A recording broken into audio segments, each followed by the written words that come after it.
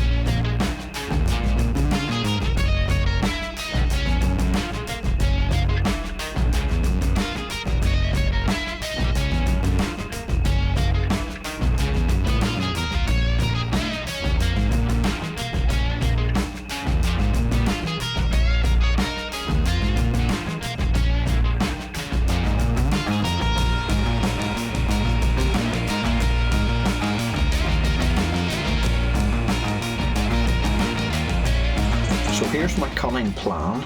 If I can squeeze a wee interrupt switch in this gap here in the casing just under the hinge, then I can set that up so that when the torch is closed it breaks the circuit and it won't be able to turn on. This was the waste switch I could find, and it's still a bit too big for where I'm trying to squeeze it in here.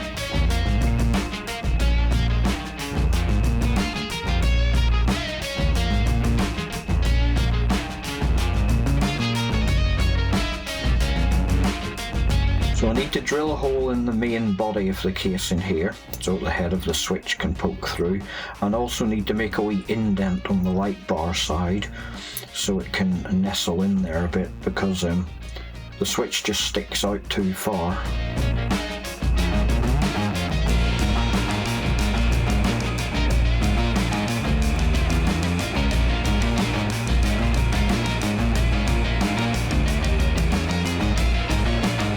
The terminals need bent over too.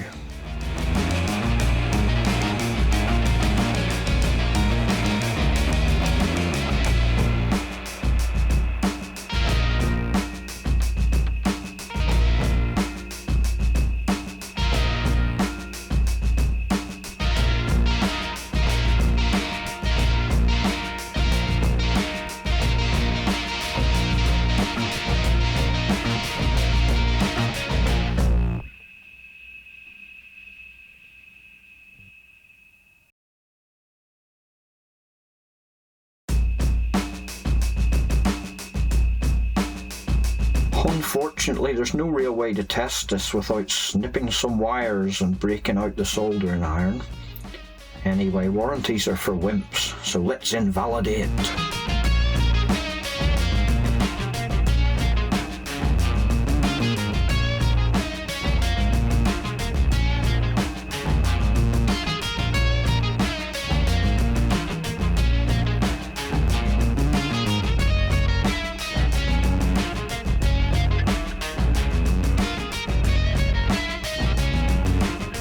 Yay, I've not broken it yet.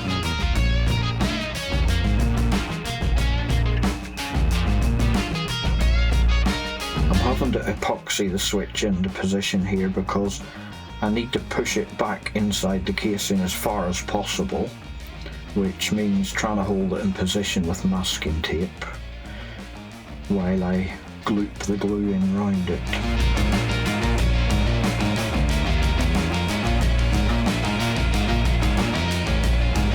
Right, let's leave that to cure overnight.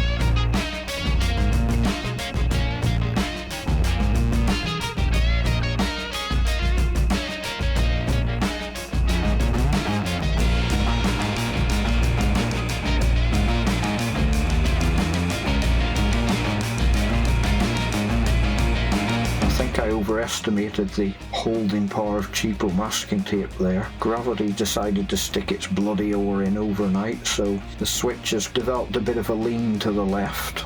It still works as intended though, even if it ain't very pretty. A bit like myself these days. So there you go, that video I recorded that I think late last year or very early this year. It was in the winter anyway, and since then this hasn't been charged up at all, and I don't know if you can see, but we've still got 2 dots of charge there, and that's at least, I would say, about 8 or 9 months ago. Used it a couple of times, which is why it's gone down from 3 to 2, but basically that just lives in my tool bag now. The button gets pressed all the time, but the worst that happens is the LEDs light up, but the beam doesn't come on, so the battery doesn't go flat. So Draper, if you're watching, this is how you should have designed it in the first place. Shouldn't have depended on some idiot on the interwebs to fix it for you. But if you'd like to adapt the design for the version 2 and pay me royalties, I won't turn you down. Cheers for watching.